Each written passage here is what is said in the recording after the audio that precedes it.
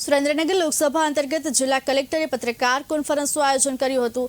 Collector કેસી સંપટના અધ્યક્ષસ્થાને લોકસભા સામાન્ય ચૂંટણી વિવિધ મુદ્દાઓ વિશે ઉપસ્થિત પત્રકારોને વિસ્તૃત જાણકારી આપવામાં આવી હતી। ચૂંટણી ખર્ચ માટે ઉમેદવારે અલગ બેંક ખાતું ખોલાવવા બાબતે પણ જોકે ચર્ચા કરવામાં આવી હતી।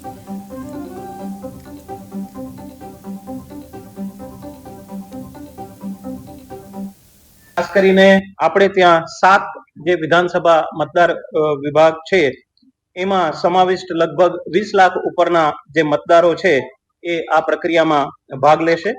લગભગ 2136 જેટલા મતદાન મથકો એના ઉપર આ ચૂંટણી કરવામાં આવશે।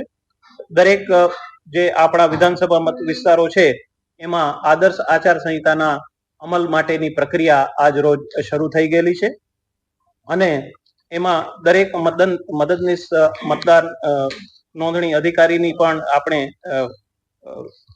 નિમણૂક થઈ ગયેલી છે।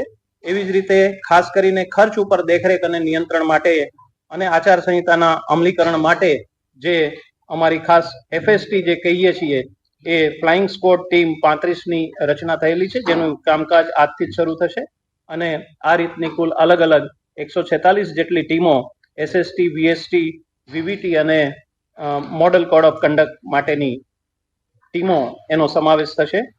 ખાસ કરીને ઉમેદવારો દ્વારા જે છે એ પ્રચાર માધ્યમો ઉપર જે કંઈ પણ ન્યૂઝ પ્રદર્શિત પ્રસારિત કરવાના હશે એનું સર્ટિફિકેશન એમણે મેળવવાનું રહેશે। ચૂંટણી ખર્ચ માટે અલગ ખાતું પણ ખોલવાનું રહેશે અને ખાસ કરીને મતદારો અને જે ખાસ આપણા વિકલાંગ ઉમેદવારો માટેનું પણ જે હેલ્પલાઇન છે એના માટે ખાસ કરીને વોટર હેલ્પલાઇન અને કોઈ પણ એમને રજૂઆત કરવી હોય તો સી વિજિલ હેલ્પલાઇન અને પીડબ્લ્યુડી એપ આ બધાનો ઉપયોગ કરી અને કોઈ પણ માહિતી અમારા સુધી પહોંચાડી શકશે। જિલ્લામાં તમામ આપણા જિલ્લા મથકે અને તમામ વિધાનસભા મતદાર વિભાગના મથકે આપણે કંટ્રોલ રૂમ જે છે કાર્યરત કર્યા છે, જેના નંબર્સ પણ અમે આપેલા છે।